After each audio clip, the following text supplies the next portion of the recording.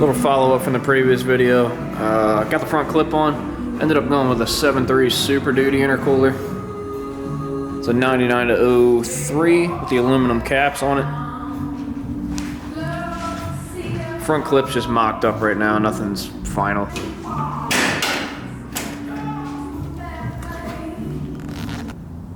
A little look at the upper intercooler mounts. It's a stock tab off of the intercooler. They're usually welded back here. Just chopped those off, re-welded them lower. I have like a inch spacer sandwiched between that and the core support. The intercooler inlet on the passenger side fits right between the radiator support and inner fender well, pretty tight. And driver side, again, right between the fender well and rad bracket. You can see the through bolt there for the upper intercooler mount and a hole that somebody else had drilled. I just tigged that back into place. You do need to squish the top row of fins down on the intercooler. Not a huge deal. Pretty much everybody I've seen that uses these in a dent side has to do the same thing to clear the hood latch. Pretty tight fit, but it fits pretty good.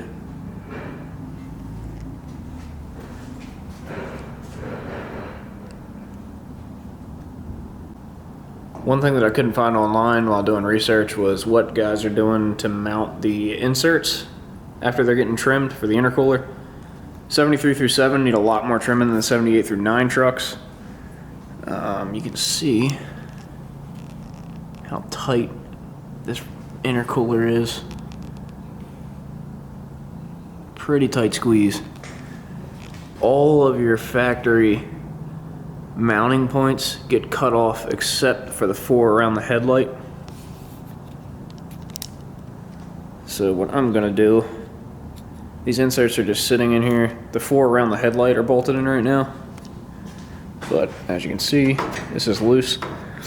I'm just gonna through bolt through here into the center bar of the grill, and hopefully that'll hold that in place, because you gotta cut quite a bit off of these inserts to get everything lined up. It's a tight squeeze, but once you get away from the truck, you really don't even notice the intercooler that much. I'm gonna paint everything black too, so this should fit pretty good. These are the original inserts. This is a California truck, as you can tell by the tag. All the plastics on this are really, really brittle, so I'm gonna get new inserts and kind of make a cleaner cut. But you can kind of see the lower mount there. I'll get to that in a minute. With the inserts out of the truck, you can see the mods to the grill shell. Bottom lip needs about an inch cut off of it. Really tight fit. I'm probably gonna trim a little bit more out of this. Center bar gets cut. That's where your stock mounting screws are for the inserts. There's little tabs that bend off. All that gets cut off. The Super Duty intercooler has a little cast perch that just sits on a rest, so I just made this little piece of plate with some square tubing. Just rests in place, and then the top mounts are what holds everything in. It's super solid. Everything fits nice and tight. And a look at the other side, same thing.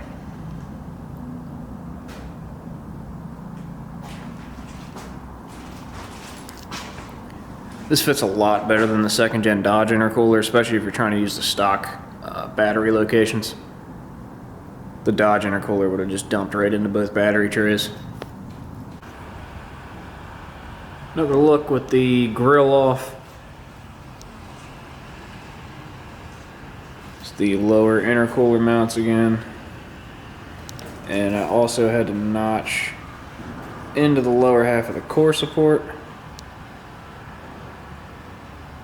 to clear that. Just a piece of angle iron welded in. The top view of the steer box, you can see I needed a double U-joint coming right off the box to clear the motor mount, which still actually doesn't clear. Got a pretty beefy steering support there. And this is a Borgeson slip shaft, because I'm not running a rag joint. Goes right up to the column. 3/4 inch double D shaft inside a 1 inch double D shaft. I couldn't find a 1 inch steering shaft support, so I ended up ordering a ridiculously huge Heim joint, because that was the only option I could find. I still need to fabricate a bracket for that, and I'm gonna have to trim the top bushing on the motor mount to clear everything. This is what I came up with for the steering shaft support. It's a little bracket that sandwiches between the shock mount and the frame rail. You can see with it bolted in place, it just uses the 2 factory shock bracket bolts and through bolts through the frame.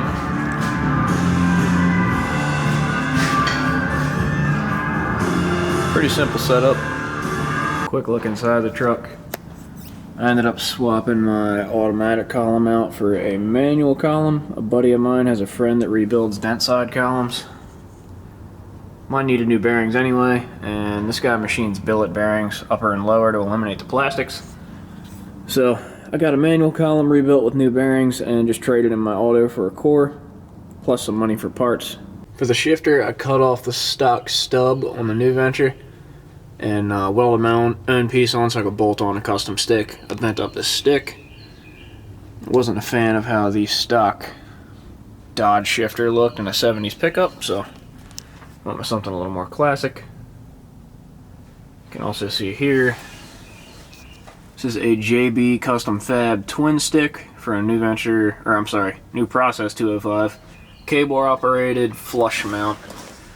So all the mechanisms are hidden below the floor.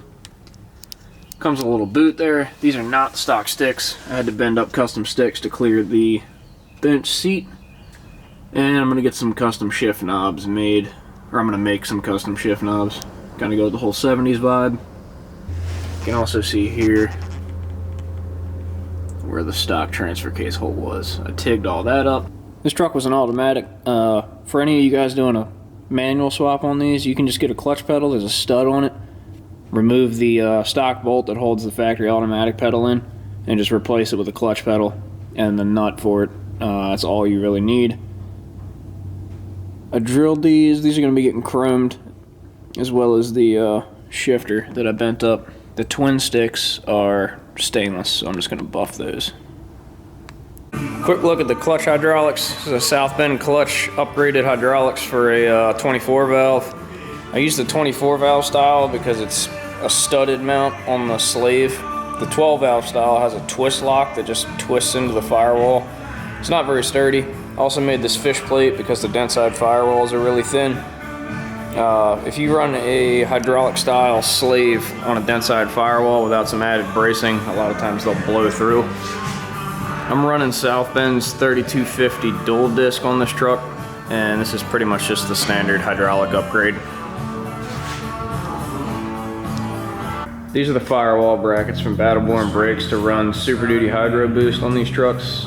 You can buy an entire kit from him or just get these brackets and source the rest of the parts yourself.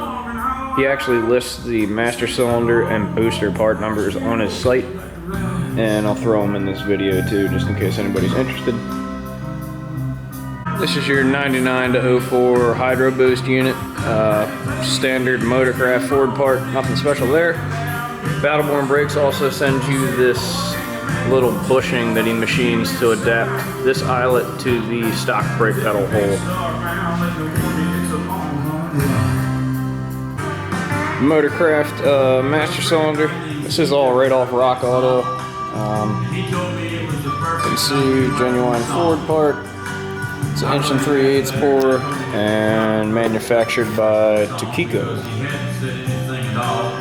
This and the master, or I'm sorry, this and the booster both came from Rock Auto for pretty good price. Battleborn Brake firewall brackets for 99 to 04. Super Duty Hydro Boost on the dent side. Again, it's just all factory Motorcraft parts from Rock Auto.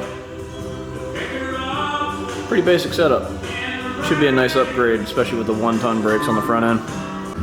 If you look at the last video, the pitman arm to leaf clearance was pretty tight, and any bumps would have caused some contact there, which isn't good.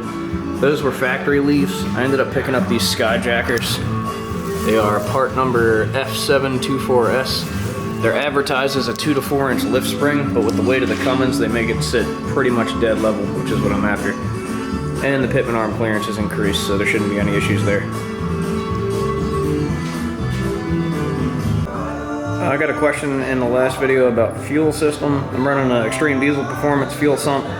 It's all machine billet. It's got a feed and return right in it. I am gonna bypass the pre-filter heater unit on the 12 valve and just run it right to the lift pump. Super nice machine piece, got a nice gasket. You drill a 3-inch hole in the bottom of the tank and that's pretty much it. Bolts right up. Got the pedals and shifter back from Chrome. Pretty happy with how these turned out. Brake pedal. Shifter I made out of 5/8 mild steel round stock. And the clutch pedal.